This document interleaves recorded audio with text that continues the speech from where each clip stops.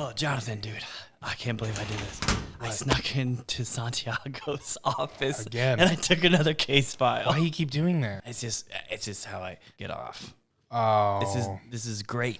Now, do you want to get off with me?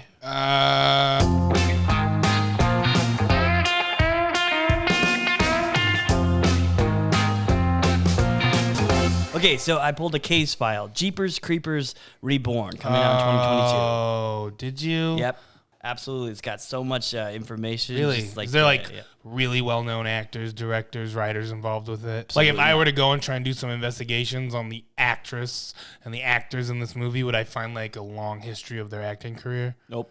Wait a minute. Yeah, what? Jeepers Creepers Reborn is an upcoming American horror film directed by Timo Vuorensola and written by Sean Michael Argo. It is the fourth film and a reboot in Jeepers Creepers film series intended to serve as the first in a planned trilogy set apart from Victor Salva's original trilogy. Oh, so it's separated. Yeah. I really enjoyed the first and second one. You know, who is Justin Long? I like Justin Long. Where did I read that it's a parallel quill? Trying to find, I have this marked down as stolen notes from Santiago. Oh my God, you do? Okay, so this film's release was actually called into question after Myriad Pictures filed a property fraud lawsuit on March 16th of 2021 against one of the film's production companies, Infinity Films Holdings, for allegedly producing the film without Myriad's knowledge or involvement and selling the distribution rights to Screen Media. Damn. Oh, this might be a real case. Well, I'm not going to give this back to Santiago. Guess who's getting the credit for this shit? Me. I mean, us. Oh, here it is. As a standalone sequel, the film takes place at the same timeline as the original trilogy, but focuses on a different creeper feeding cycle. So it's like a separate Jeepers Creepers, so there's like two monsters? No, it might be the same monster just eating other people. At the same time as the first one's going on? Yeah. Okay, that's cool. So, when that's Justin Long's not getting eaten, right. like he flies over and eats these that's people. Cool. I like that. That's a really good idea. I guess so. Because it has to be, because it's every, 23 years. Yeah. Surprisingly, the saga's creator, Victor Salva, always envisioned Jeepers Creepers 2 as in an independent sequel focused on a new cycle of hunting for the creature. But Francis Ford Coppola, what the crap? What? Francis Ford Coppola was the executive producer of the first and second Jeepers Creepers? That's why they're so good. Well, anyway, so that's one thing we learned. That's really, I like Francis Ford Coppola. Well, actually, I'm digging through some notes here. Did you know why Victor Salva... Who is Victor Salva? He's the director of the first Jeepers Creepers. Okay. And the Jeepers Creepers 2. So why isn't he directing this movie? Well, he was in jail for 3 years. So apparently he's a sex predator. And probably the producers and studios of this movie does not want they don't want to be associated with that Hollywood pedophile, but they're finally being associated with other Hollywood pedophile. Okay, cool. Just making sure. He'll be back on the scene in 3 years. Yep. A little bit more news about this movie coming out in 2022, Jeepers Creepers Reborn. This took 5 weeks to film. I hope it doesn't show. Timo, the director, and Sean Michael Argo worked on the script for a month and a half. The artistic design for this film is heavily influenced by the Kuber Balls Gothic art from some Jeepers Creepers comic book covers. I never even knew that. Well, that's what I found so far, but let's go into the alibi of this movie. Like, what's it about? Why is it set apart from the other movies? Yes. Okay. You ever heard of the creeper? A local legend, right? The creeper comes back every 23 years. Then what? Jeepers, baby. What the hell is that? It's coming.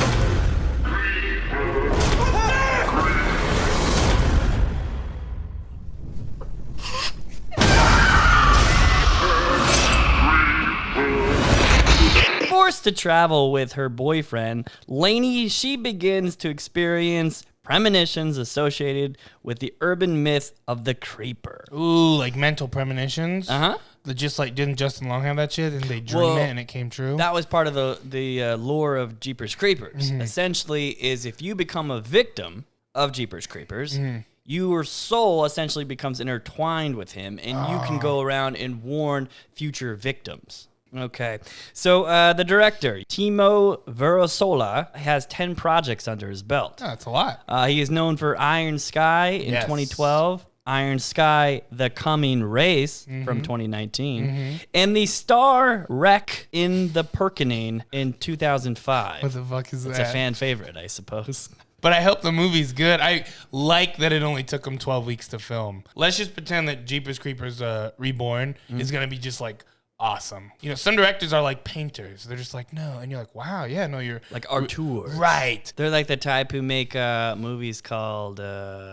Hyperions. Hyperions. If you guys haven't seen it, it was made by Daily Wire, the same people that made Terrible Movie on the Prairie, and it was just as bad. The trailer for Hyperions got me. Fake Artur director, the director of that movie, is like, look at me, and now he's gonna go have a release party, and he's gonna be like, I guess just fucking fakies are so I got a question fucking for you. fake. That just reminded me of something. When a sales staff who is editing the movie trailer sells an audience more than watching your movie, My magnum opus. that's when you know you're dog shit. Right, that's exactly what I'm saying. And it's just like, I don't know the process of trailers being made after like a big high budget movie's done, but if I was a director, I would want my input on the trailer. Yeah. Going back to Timo Vuorensola. So, no, I was just about to say the highly acclaimed director of Iron Sky and Iron Sky, The Coming Race. I like those movies. But turns out the Rotten Tomatoes scores are 41% and 29% for the sequel Iron Sky. Because Rotten Tomatoes, they're living in the now and they're not seeing the future. These two movies, cult classics. Okay. When we're old men rocking on a chair, kids are going to be like, I really do believe that Iron Sky is one of the better films of the early 2000s. Well, you might be right, because the audience score for his first movie, Star Wreck in the Perkening, got a 67% audience score. There you go. Okay. So far, the director is not doing so well. Is he passionate about Jeepers Creepers or horror movies, or, you know what I mean? Like, did he get it and go, oh, yes. Yeah. He likes it. He's like happy about it. I would think you'd probably be interested in this one. Okay, so we're going to talk about the writer here for a second. Sean Michael Argo. Now, he's known for The Cleric in 2014, Sin Eaters in 2012, and Fable Teeth of Beasts in 2010. Yep. I haven't heard of any of these movies. No, I haven't either. And They sound like romantic novels where a woman is the lead that men read. here's and the they were poster adapted to for film. Fable The Teeth of Beasts. Softcore porn. The main actress's name for that one is Melathina Blackthorne. Oh, hold on, wait a minute. Also starring Kathleen Benner. Oh, wait, I don't know her. Anyway, so 9 projects under that writer's belt. All of them look like softcore porn. Let's talk about the editor then. Okay. We're Female? Bad company here with Eric Potter. He has 80 projects under his belt. His name is here. Eric Potter. Yeah, Potter. That can be a unisex name. Okay. So he's known for Underworld, Rise of the Lycans in 2009. Yeah, those movies are so badass. It's like Blade, for me, it's like Blade 2 and then Underworld. So this wasn't starring... Kate Beckinsale. Oh, it was starring Michael Sheen. Had a little child with Kate Beckinsale. Oh, the I thought you were actress. saying in the movies. He don't bone her in the movies. Oh. And so, Man, yeah, how he's many in it. movies are there? There's like Let me Underworld, The guess, Awakening. There's 5. All right. Well, moving on. So Eric Potter, yes. So he edited Underworld, Rise of the Lycans, and the Vatican tapes in 2015. Oh, yeah. He's got 80 movies or 80 80? projects. Yeah. Damn. So anyway, going to the cinematographer. Woman? Nope. Simon Rowling. What a sexist movie this is. 41 projects, majority short films. So he is also known for shooting the Predator Dark Ages, the 2015 short fan film. Nothing? Don't know it. And he also did Legacy of Lies in 2020 with Scott Adkins, Who's Scott Adkins? one of the most famous and best martial artists in the cinematic history. Who is he? I'm sure he'll pop up later. Okay, let's also talk about... Oh my God, Jerry! Hey, whoa! Scott Adkins, I'm a huge fan of you. Oh! Just did a jumping spin kick and hit me right in the head. Damn. And just walked right out. That's fucking cool. He didn't even look at me, which is actually more painful. Stars everywhere. Well, the last thing I remember before he kicked you in the head Sure. was his name. Scott Adkins? Yes. Oh, man. The producers, Oro Studios. Now, Timo The director, let's call him Timo. I can't pronounce his last What's name. his whole name? Timo Vuorensola. He says, I can't imagine a movie ever happening without this place, Oro Studios. Not Orion? So it was actually produced by 3 different studios. Okay. Black Hanger Studios is one of them. And also produced by Infinity Films, a website currently under construction. So what can you do? What?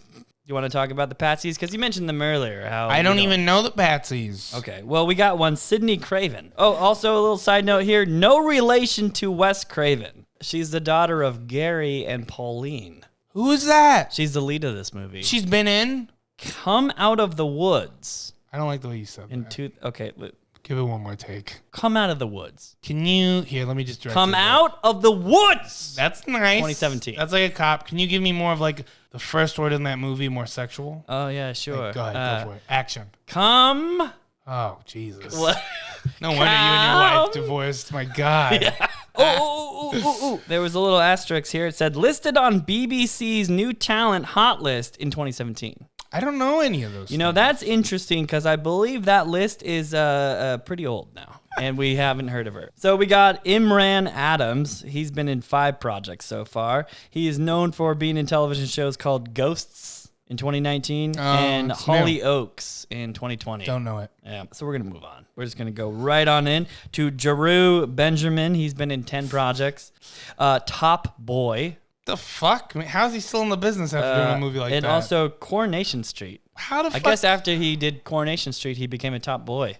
We're gonna Didn't move right David on. Spade get in trouble for a top boy as I well? think so. No, that was Kevin Spacey. We get them. They're interchangeable almost. Yeah, Kevin Just don't tell Spacey him. got in trouble for a top boy. I just blasted right through Santiago's notes here. Damn. Oh, Okay, I wish you stopped before you said no. Just keep going. Here we go. Jeepers Creepers 2001 had a budget of $10 million and took $59 million worldwide. Now, this was released by United Artists. It was competing against American Pie 2, Rush Hour 2, Rat Race, and the others. What do you think it ranked? That's incorrect. Really? Yep. I would have bet money it's 5th. 3rd? Nope. 4th? Nope. It wasn't 2nd. No. 1st? It was number How the fuck one. that one first? Made $13 million. I would have never guessed that one would have been first just because Rush Hour 2. Rush Hour 2 had been out in the box office for 5 weeks. Okay, that would have helped before I guessed. Oh. All right. Well, Jeepers Creepers 2, I'll give you a little bit more of a hint. Now, this one came out in 2003. It had a budget of... First! Damn it, you're right. Nuh-uh. Yeah. They had a budget of $17 million and took $63 million worldwide.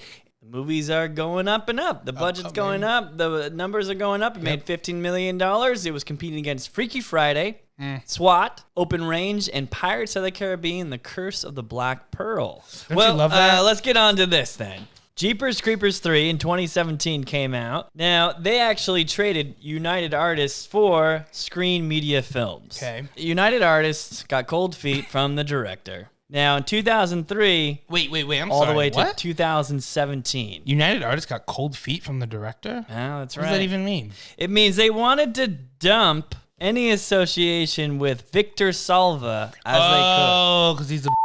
Yep, competing against Kingsman, The Golden Circle, It, American Made, the Lego Ninjago movie, and the new Flatliners. Where do you think Jeepers Creepers 3 ranked in the box office? 3. That is incorrect. 5th. Very incorrect. I wish I was dead. 4th. It ranked 49th, Way to set me up there, Jared. and it was released in only 10 theaters. That might do it. Lasted 1 week and only took in $4 million worldwide. I actually remember trying to watch the 3rd one, and I turned it off. Screen Media Films. Now, are you familiar at all with Screen Media Films? As you say it, I feel like I am. Why? First one, Black Friday, coming out in 2021 with Michael J. White, Devin Sawa, and Bruce Campbell. Believe you and me were very excited about the trailer and popped it on and on. One of my top 10 trailer disappointment. And that's one thing we really saw the budget in, because the Black Friday sale was supposed to have just like onslaught of customers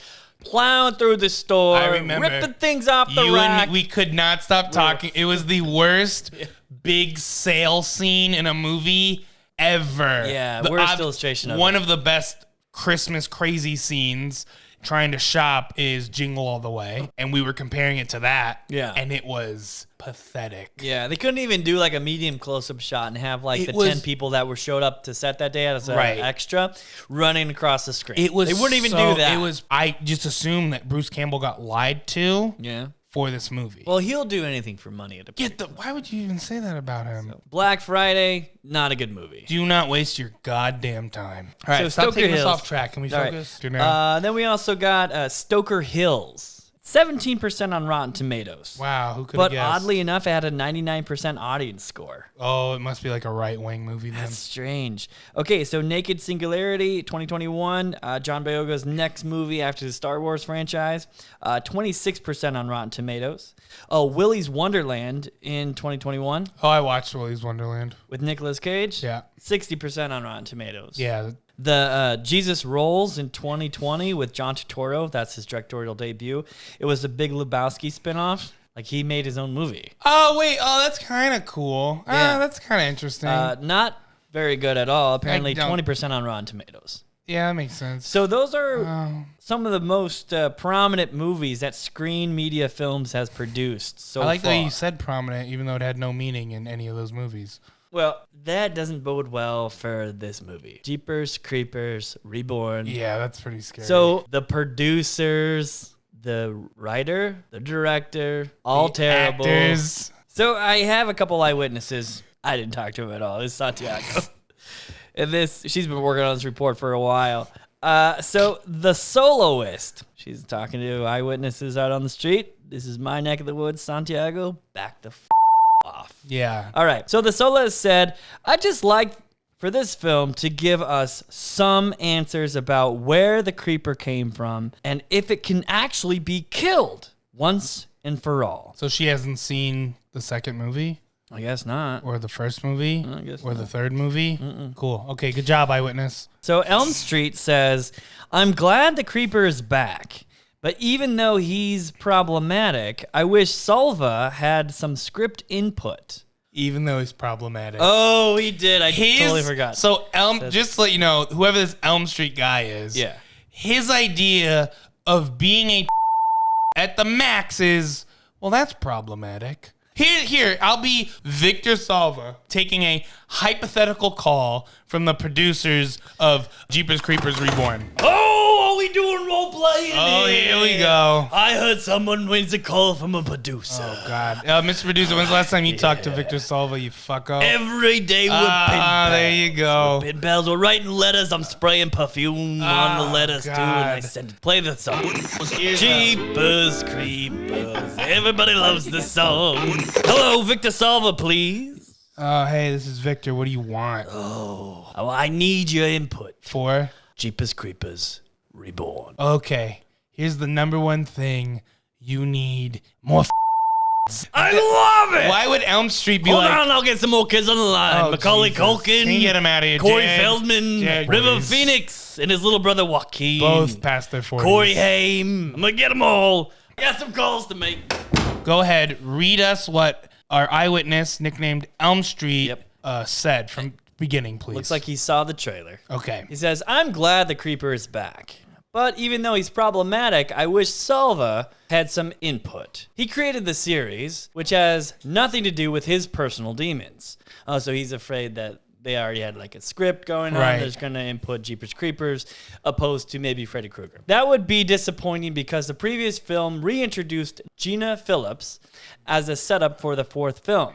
I also hope that it isn't as flimsy as the previous film, Jeepers Creepers 3, which had promise, but suffered from lack of funds, particularly in the effects department. Mm-hmm. Here I am, cautiously optimistic." Yeah, if this movie is going on in the timeline side by side as the first film, then none of these people are gonna be in it. Well, yeah, 'cause the older they're- versions of them are yeah, like, they're not gonna oh, be the in it." Jeepers Creepers, he's got a time machine as well, and someone from the future came back to. No, it's not happening. No, this is just Screen Media Films aping on the franchise. Yeah. And they got it cheap. Right. Apparently, there might be also an issue because they were sued. That's really interesting. All right, so then this movie has a scheduled limited theatrical release in the United States on September 19th, through September 21st of this year. Oh, that's through it? Fathom Events.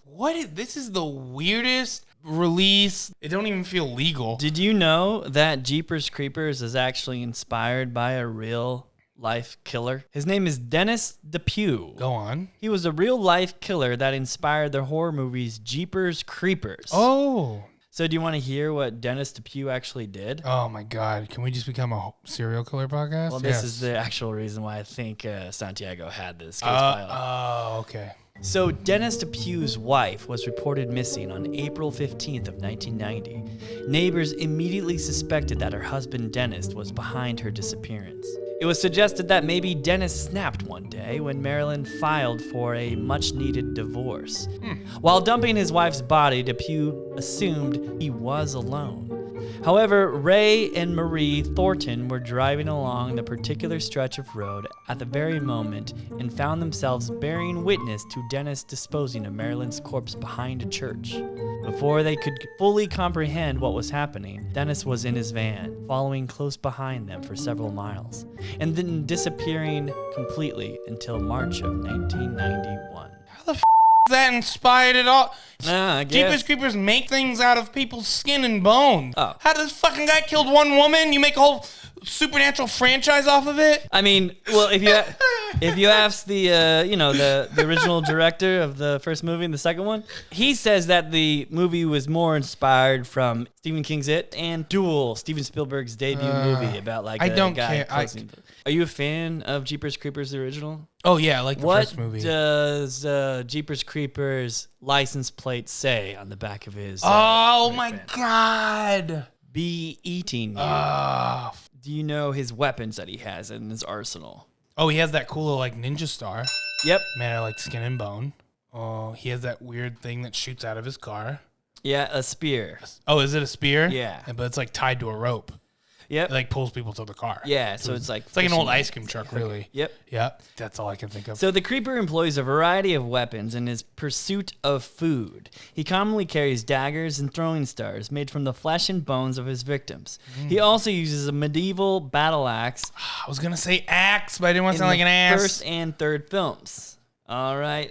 One more thing I want to say. 23. Now, it represents change, progress, and innovation. In terms of numerology, the number 23 signifies new beginnings, revolution, and transformation. I thought it was kind like of the that it's lure the of devil. Jeepers Creepers too, right? He essentially, because he goes to sleep and then he wakes up 23 years later, and so Same thing with, and I see how it's with it, because it comes back every like every what was couple of he? years, every Yeah. generation, Something. blah blah. Well, I have no faith in this movie. I think it will be garbage.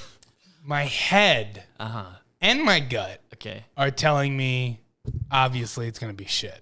But my boyish enchantment with things that I like, and don't take that as like I'm turning on to you, Victor Salva. That's not it. Well, that's what I you know, liked about this yeah. trailer from what I saw.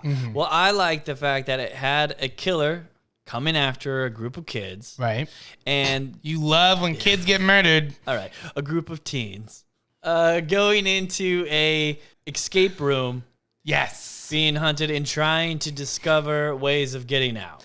Oh, so they went. So third Elm act. Street's 100% right. They took a existing script probably Oh, yeah. and jammed Jeepers Creepers. Yeah, just Elm Street kind of saw this. Gumshoe boys. Hey, Cappy, listen up. Hey, Cappy. Sourdough. Yes, sir. Yeah. Earmuffs. Okay. Gotta hide these files. You ballistic. Yes, sir. Look at me. I know you've been stealing Santiago's paperwork. Don't even try to defend yourself. Hey, Cappy. Sourdough. Yes, sir. I said earmuffs. Sorry. Give me that file. Give me that fucking Wait, file. hold on. You're pathetic in I every haven't way. finished writing my name on it. Ow! You even think you'll be as good as Santiago one day? You're demoted. Bye, Cap. Yeah, sometimes Cap wants me to do earmuffs when you don't want me to hear something. Thought you had to hear that. Where's the file? So it looks like I have some other stolen notes here. Man, do you do any work? Can I borrow an eraser?